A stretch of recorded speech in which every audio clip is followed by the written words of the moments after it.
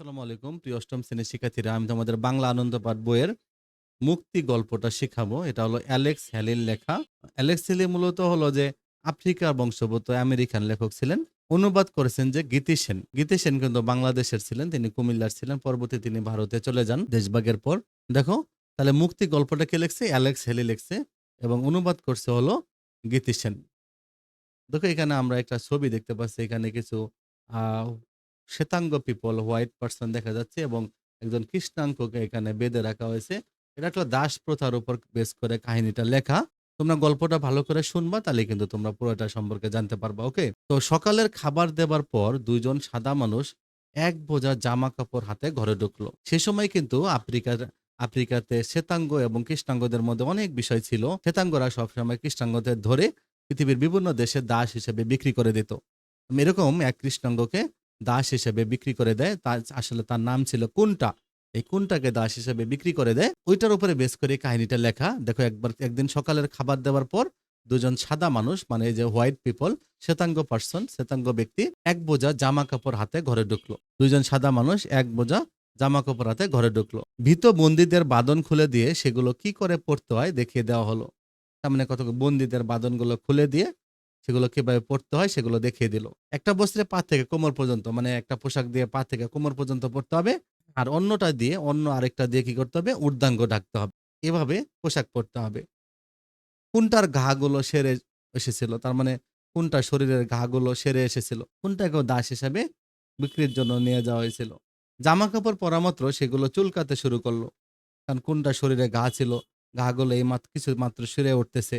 তো এই জামা কাপড় পরার সাথে সাথে সেগুলো চুলকাতে লাগলো। বাইরে লোকজনের কথাবার্তার কোলাহল ক্রমে বাড়ছিল। ক্রমশই লোক জমছিল। কুন্টারা জামা কাপড় পরে বিমূঢ় হয়ে বসেছিল। কি জানি এরপরে কপালে কি আছে। কুন্টারা জামা কাপড় পরে বিমূঢ় হয়ে বসেছিল। তার কুন্টার সাথে আরো কয়েকজন ছিল। তারা জামা কাপড় হয়ে বিমূঢ় ভাবে, মানে মূর্তির মতো চুপচাপ বসেছিল। কি জানি এরপর কপালে কি আছে। সাদা মানুষ দুটো ফিরে এসে প্রথমে রাখা বন্দীদের মাঝে তিনজনকে বার করে নিয়ে গেল। আমরা সাদা দুইজন মানুষ প্রথমে কি করলো? যে বন্দীদের মাঝ থেকে তিনজনকে বের করে নিয়ে গেল। তারপরে বাইরের আওয়াজের ধরনটা বদলে গেল। কোনটা অবাক হয়ে কতগুলো অবাধ্য চিৎকার শুনছিল। নিখুঁত স্বাস্থ্য, অফুরন্ত কর্মশক্তি, এই কথাগুলো শুনতে পেল। অন্য কোনো সাদা মানুষের গলা শুনতে পেল। ৩৫০, মানে মানে বাজারে তাদের হাকডাক করছে কে কত টাকা দিবে এবং লোকটা কেমন, তার স্বাস্থ্যের বর্ণনা দেওয়া হচ্ছিল এবং কত টাকা এটা, এবং বাজার উঠতেছিল, তার দর কষাকষি হচ্ছিল। ৩৫০, ৪০০, এভাবে। প্রথমে সাদা মানুষটি চিৎকার শোনা গেল, ৬। কে ৬ বলবেন? তাকিয়ে দেখুন, দুর্দান্ত কর্মক্ষমতা। বলতে লাগলো, এই দাসের অনেক পাওয়ার আছে, হ্যাঁ, অনেক অনেক কাজ করতে পারবে। ইয়াং। কোনটা ভয়ে শিউরে উঠছিল। তার মুখ বেয়ে দর দর করে ঘাম ঝরছিল, নিঃশ্বাস রুদ্ধ হয়ে আসছিল। যখন ৪ জন সাদা মানুষ ঘরে ঢুকলো, সে যেন অসাড়। কোনটাকে স্পর্শ করতে সে রাগে ভয়ে দাঁত খেসে উঠল। তখনই মাথায় একটা প্রবল আঘাত পেয়ে তার বোধশক্তি লুপ্ত হয়ে গেল। মানে কোনটাকে তখন একটা আঘাত করা হলো, সে যেন অজ্ঞান হয়ে গেল। সচেতন হয়ে উঠতেই দেখতে পেল উজ্জ্বল দিবালোকে আরো দুজনের সঙ্গে সেও বাইরে লাইন করে দাঁড়িয়ে আছে। তার মানে তাকেও, সে ওই যে দাসদের সাথে লাইনে দাঁড়িয়ে আছে। তার দিকে শত শত সাদা মানুষ হা করে তাকিয়ে আছে। তারই মাঝে দুটো কালো মানুষ শিকল হাতে দাঁড়িয়ে। আবার তাদের মাঝে দুইজন কালো মানুষ শিকল হাতে দাঁড়িয়ে আছে। মুখের ভাব দেখে মনে হয় পারিপার্শ্বিক অবস্থা সম্পর্কে তারা একান্ত উদাসীন। চোখের দৃষ্টি সম্পূর্ণ নির্লিপ্ত, লক্ষ্যহীন। তার মানে এই যে এতগুলো সাদা মানুষ, আবার দুইজন কালো মানুষও শিকল হাতে দাঁড়িয়ে আছে, তারা চুপচাপ আছে। সদ্য গাছ থেকে পেরে আনা। এর মধ্যে তারা আবার ঘোষণা করতেছিল যে সদ্য গাছ থেকে পেরে আনা, মানে এই মানে অল্প বয়স্ক তরুণ, বাদরের মতো তীক্ষ্ণ বুদ্ধি সম্পন্ন, সবকিছু শিখিয়ে নেওয়া যাবে। তার মানে বললো যে তরুণ দাস আছে, হ্যাঁ, অল্প বয়স্ক দাস আছে, যেন মাত্র গাছ থেকে পেরে আনার মতো, বাদরের মতো তীক্ষ্ণ বুদ্ধি সম্পন্ন হবে। তোমরা তাকে সবকিছু শিখিয়ে নিতে পারবা, এরকম একজন আছে। তোমরা কে তাকে কিনবে? মানে দাস বাজারে সেখানে বিক্রি করা হচ্ছিল, নিলাম ডাকা হচ্ছিল। সাদা মানুষটা পাইচারি করতে করতে হাত নেড়ে কুন্টার আপাত মস্তক নির্দেশ করে কথাগুলো চিৎকার করে বলছিল। মানে কুন্টার শরীর দেখে চিৎকার করে বলতেছিল। তারপর কুন্টা জোর করে আপাত মস্তক, মানে পা থেকে মাথা পর্যন্ত, তারপর কুন্টাকে জোর করে ঠেলে সামনে একটা বেদির মতো উঁচু জায়গায় উঠালো বেদির মধ্যে, যে বেদি, বেদি মানে কোনো কিছু এরকম আসন, হ্যাঁ? এরকম একটা উঁচু জায়গায় তাকে কি করা হলো? এরকম একটা উঁচু জায়গায় তাকে উঠানো হলো। একেবারে সরেস, নিজের ইচ্ছামত গড়ে নেওয়া যাবে। বলতে লাগলো যে একেবারে সরেস, হ্যাঁ? একেবারে খাঁটি, ভালো মানের, ইচ্ছামত তাকে গড়ে নেওয়া যাবে। ইয়াং। কোনটা ভয়ে হতবুদ্ধি হয়ে লক্ষ্য করেনি যে কখন চারদিকের লোকজন এগিয়ে এসে তার সর্বাঙ্গে হাত বুলিয়ে পরীক্ষা করছে। কোনটা ভয় পাচ্ছিল। তো এবং সে দেখতেছিল যে সবাই তাকে টাচ করে দেখতেছে। $৩০০, ৩৫০, ৫০০, হ্যাঁ? এভাবে বলতে লাগলো। এবার তার দাম বলতে লাগলো। ৫০০, ৬। সাদা মানুষটি ক্রুদ্ধ গর্জনে বলে উঠল, বাজারে সেরা তরুণ যুবা, কেউ কি ৭.৫ বলবেন? তার মানে বলতে লাগলো যে কে আর ৭.৫ দাম বলবে কিনা? একজন চেঁচিয়ে উঠল ৭.৫। তারপর বলল ৮, ৮। এবার ডাক উঠল ৮। আর কেউ কিছু বলে ওঠার আগে আবার শোনা গেল ৮.৫। ডাক আর চলল না। যে সাদা মানুষটা একদিক থেকে চেঁচাচ্ছিল সে কোণটার শিকল খুলে দিয়ে তাকে সামনে একজনের দিকে ঠেলে দিল। এই নতুন সাদা মানুষটার পেছনে একজন কালো লোক ছিল। এই সাদা মানুষের পিছনে আরেকজন কালো লোক ছিল। শিকলের প্রান্তটা তার হাতে দেওয়া ছিল। এই কোণটাকে দাস হিসেবে ওই লোকটা কিনে নিল এবং তাকে শিকল পরিয়ে রাখছে আরেকজন কালো লোক, তার মতো একজন কালো লোক। তার প্রতি কোনটার অনুনয়পূর্ণ চাহনি সম্পূর্ণ ব্যর্থ হলো। কোনটা তার প্রতি একটু স্নেহ এবং শ্রদ্ধামাখা নয়নের দৃষ্টিতে তাকিয়েছে। কিন্তু এটা এই তাকিয়ে কোনো লাভ নেই। কারণ এই কালো লোকগুলো সাদা লোকগুলো তো অল্প কিছু। সাদা লোকগুলো কালো লোকগুলো দিয়েই তারা আবার কালো লোকগুলোকে শাসন করে। সে লক্ষ্যহীন নির্বিকার দৃষ্টিতে কোনটাকে শিকল শুদ্ধ টেনে একটা ৪ চাকার বাক্সের সামনে নিয়ে গেল। বাক্সটির সামনে একটা বিরাট গাদা জাতীয় পশু ছিল। কালো লোকটা তার মানে একটা হলো কি বাক্স টাইপের গাড়ি ছিল। এই গাড়ি এবং সামনে গাধা টানতো সেটা। গাধা জাতীয় পশু গাধা টানতো। তো সেই গাড়ির কাছে চাকার বাক্সের সে বাক্সের কাছে নিয়ে গেছে। মানে এটা একটা গাড়ির মতো আরকি। কালো লোকটা রূঢ়ভাবে কোনটাকে বাক্সের মেঝেতে ঠেলে ফেলে দিয়ে শিকলটা কোথায় আটকে দিল। কিছুক্ষণ পর কোনটা গন্ধ অনুভব করলো। সাদা মানুষটা ফিরে এসেছে।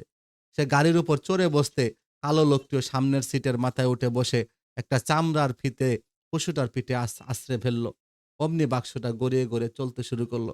এই গাড়িটা সেই কালো লোকটা আরেকজন যে কালো লোক ছিল সেই গাড়িটা চালাইতে লাগলো। গাধা বা ঘোড়াকে চাবুক মারতে লাগলো এবং গাড়িটা সামনের দিকে এগিয়ে যাইতে লাগলো।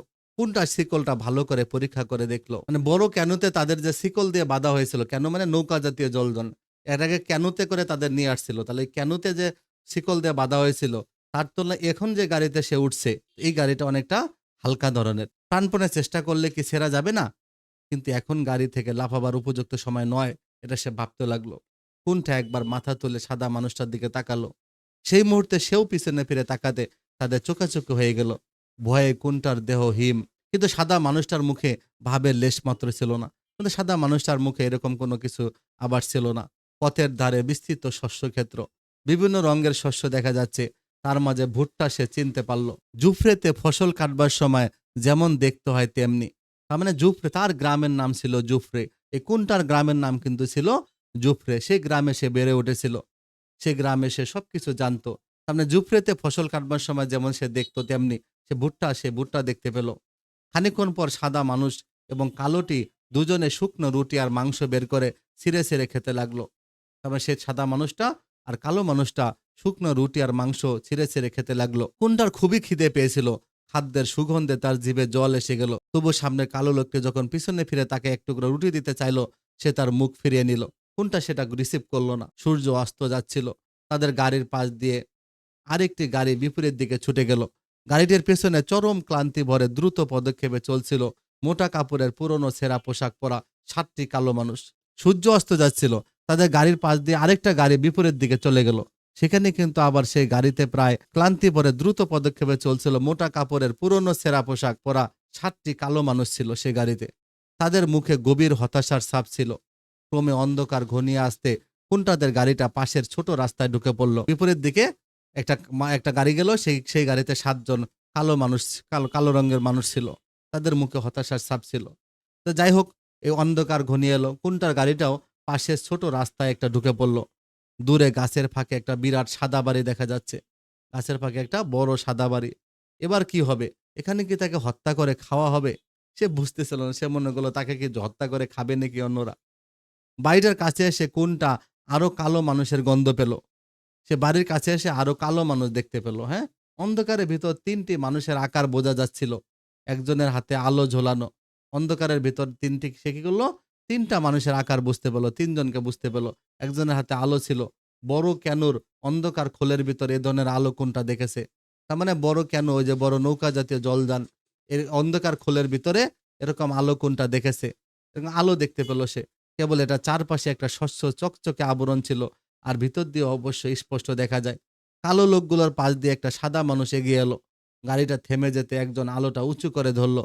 ভেতরে সাদা মানুষটা নেমে এসে নতুন লোকটার সঙ্গে করমর্দন করলো। কোনটা তো সবকিছু দেখতেছে। তারপর দুজনে হাসি মুখে বাড়ির দিকে চলে গেল। কোনটার মনে একটু আশা হলো, এবার কালো লোকেরা তাকে ছেড়ে দেবে না। সে মনে করলো সাদা লোক তো চলে গেছে, কালো লোকগুলো তারই তো স্বজাতীয়, তারা তো তাকে হয়তো ছেড়ে দিবে। কিন্তু এ কেমন কালো লোক, তারা তাকে বিদ্রূপের হাসি হাসছে। কিন্তু এই কালো লোকগুলোই বিদ্রূপের হাসি হাসছে। নিজের স্বজাতির লোক নিয়ে এরা পরিহাস করছে। ছাগলের মতো সাদা মানুষের হুকুমে কাজ করছে। মানে এই লোকগুলো, কালো লোকগুলো, তারা স্বজাতির সাথে বেইমানি করতেছে। তারা ছাগলের মতো সাদা লোকদের হুকুম পালন করতেছে। এদের আফ্রিকাবাসীর মতো দেখাচ্ছে বটে, কিন্তু এরা কখনো তা হতে পারে না। এদেরকে মনে হচ্ছে আফ্রিকাবাসী, কিন্তু তারা আফ্রিকার হতে পারে না। কারণ তারা কিভাবে তার সাথে এমন আচরণ করতে পারে? গাড়িটা কোনটাকে নিয়ে এগিয়ে গেল। অন্য কালো লোকগুলো হাসাহাসি করতে করতে পাশে পাশে চলল। কিছু দূর গিয়ে বাড়িটা থামতে চালক নেমে এসে শিকলের অপর প্রান্ত খুলে রূঢ় ভঙ্গিতে টান মেরে কোনটাকে নামতে ইঙ্গিত করলো।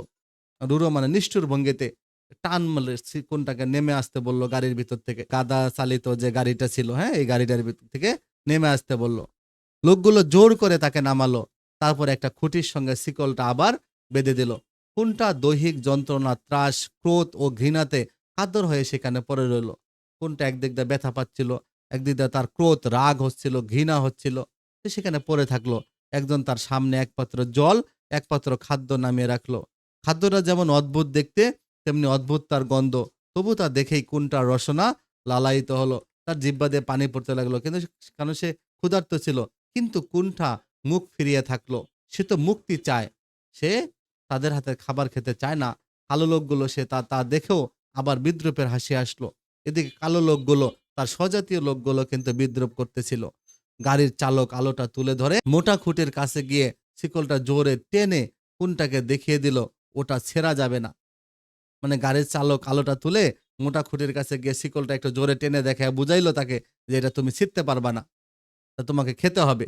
তারপর খাবারের দিকে ইঙ্গিত করে শাসানির ভঙ্গি করলো যে তোমাকে এটাই খেতে হবে। সবাই হাসতে হাসতে চলে গেল। কোনটা অপেক্ষা করতে লাগলো কখন সবাই ঘুমাবে, কখন সে পালাবের সুযোগ পাবে। এরই মধ্যে একটা কুকুর এসে তার খাবারের পাত্র খালি করে দিয়ে গেল। রোষে কোনটার সর্বাঙ্গ জ্বলে উঠল। সে খানিকটা জল পান করে নিল, কিন্তু তাতে শারীরিক অবস্থার বিশেষ উন্নতি হলো না। পালাবার অদম্য ইচ্ছা অতি কষ্টে দমন করে সারা রাত সে জেগে কাটালো। সে জানে শিকল ভাঙবার চেষ্টা করলেই ঝনঝনানির শব্দে পাশের কুটিরের লোক ছুটে আসবে। ইতিমধ্যে কুকুরের ডাকে গাড়ির চালকটি একবার বেরিয়ে এসে শিকল পরীক্ষা করে দিয়েছে। মানে কুকুর ডাকাডাকি করতেছিল, তখন ওই লোকটা এসে আবার শিকল পরীক্ষা করে গেছে যে শিকল ঠিক আছে কিনা। পূবের আকাশ ধীরে ধীরে পরিষ্কার হয়ে আসছিল। কোনটা আর একটু জল পান করলো। এমন সময় সে কালো লোক চারটে দ্রুত পায়ে এসে কোনটাকে টেনে তুলে আবার সেই গড়ানো বাক্সের মতো গাড়িটাতে চড়ে বসলো। তারপর গাড়ি বড় রাস্তা দিয়ে আগের দিনের মতোই চলল। কোনটার দুই চক্ষু অপরিসীম ক্রোধ আর ঘৃণায় সামনের মানুষগুলোর পিঠের উপর অগ্নিবর্ষণ করতে লাগলো। কারণ এই লোকগুলো তো কালো ছিল।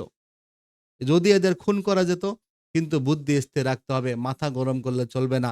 অযথা শক্তি ক্ষয় করে লাভ নেই, সে চিন্তা করতে লাগলো। কারণ সে তো 4 জনের সাথে পারবে না এখন। কিছু দূর গিয়ে যখন ঘন বন দেখা গেল, কতক জায়গায় গাছ কেটে জঙ্গল সাফ করা হয়েছে, আবার কিছু জায়গায় জঙ্গল পোড়ানো হচ্ছে। ধূসর বর্ণ ধোঁয়ার রাশি উঠছিল। সাদা মানুষরাও কি এই জুফুরের মতো গাছপালা পুড়িয়ে জমির ফলন শক্তি বৃদ্ধি করে? তার মানে সে যে গ্রামে থাকে জুফরে, সেই গ্রামেও কিন্তু গাছপালা পুড়িয়ে ফেলা হয়। গাছপালা পুড়িয়ে ছাই বানিয়ে সেখানে জমির ফলন শক্তি বৃদ্ধি করা হয়। সেখানে ফসল লাগানোর আগে এই কাজগুলো করা হয়। আরো খানিকটা দূরে কাঠের তৈরি একটা ছোট্ট চৌকো কুঠির, আর কিছু দূরে কাঠের তৈরি একটা ছোট্ট চৌকো কুঠির ছিল। তার সামনে পরিষ্কার একখণ্ড জমি, একটা ষাঁড়ের পেছনে বাঁকানো হাতলওয়ালা একটা মস্ত জিনিস। একজন সাদা মানুষ হাতল দুটো চেপে ধরেছে। তাতে পেছনের মাটি বিদীর্ণ হয়ে যাচ্ছে, মানে লাঙ্গলের মতো সে চাষ করতেছে। আরো ২ টা রোগা মতন সাদা মানুষ গাছের নিচে উবু হয়ে আছে। ৩ টে রোগা পটকা শুয়োর আর কিছু মুরগি চারপাশে ছোটাছুটি করছে। কুটিরের দরজায় একটা লাল চুলের সাদা মেয়ে মানুষ। আর কুটিরের দরজায় একটা চুলের সাদা মেয়ে মানুষ। ৩ টা সাদা বাচ্চা খেলে বেড়াচ্ছিল। তারপর গাড়িতে কুন্টাকে দেখে হাত নেড়ে চেঁচাতে লাগলো।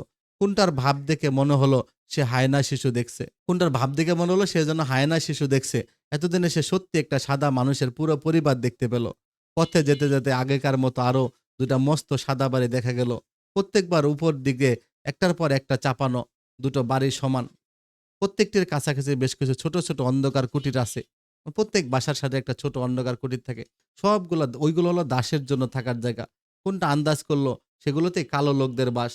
মানে সাদা লোকদের অনেক বড়, বড় বাড়ি, তার সাথেই ছোট্ট একটা ঘর থাকে। তবে এটা কালোরা থাকে। তার চারপাশে ঘরে বিস্তীর্ণ তুলোর ক্ষেত। অল্পদিন আগে ফসল তোলা হয়েছে। তখনও গোছা, গোছা তুলো চারদিকে ছড়ানো ছিটানো। পথে কোনটা একটা অদ্ভুত জিনিসের দেখা পেল। রাস্তায় কোনটা আরেকটা অদ্ভুত জিনিসের দেখা পেল। রাস্তার ধার দিয়ে ২ জন বিচিত্র দর্শন লোক যাচ্ছিল। প্রথমে সে ভেবেছিল তারা বুঝি কালো। কাছাকাছি আসতে দেখা গেল তাদের গায়ের রং কেমন লালচে বাদামি। তাদের গায়ের রং লালচে বাদামি। দীর্ঘ কালো চুল দড়ির মতো পাকানো হয়ে পিছনে ঝুলছে। হালকা জুতো পায়ে।